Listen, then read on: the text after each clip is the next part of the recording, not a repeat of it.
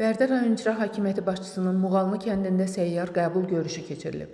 Keçirilən görüşdə İcra Hakimiyyətinin başçısı, aparatın məsul şəxsləri, hüquq mühafizə orqanlarının, təhsil, səhiyyə, mədəniyyət, xidmət təşkilatlarının rəhbərləri, bələdiyyə, inzibati ərazi dairəsi üzrə nümayəndəliyin əməkdaşları və kənd sakinləri iştirak ediblər.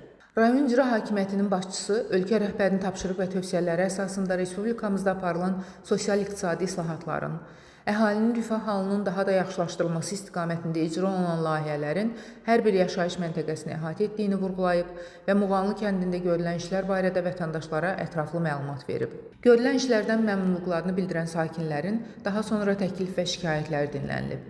Subartezian quyusunun qazılması, elektrik güc transformatorunun texniki normaya gətirilməsi, fərdi yaşayış evinin içməli su ilə təmin olunması, elektrik xətlərinə maneə yaradan yaşıl kütlənin budanması, məktəb binasının qarşısına təhlükəsizlik kamerasının yerləşdirilməsi və maddi yardım olması ilə bağlı müraciətlər dinlənildikdən sonra qaldırılan məsələlərin həlli istiqamətində aidiyyəti qurumlara müvafiq tapşırıqlar verilib.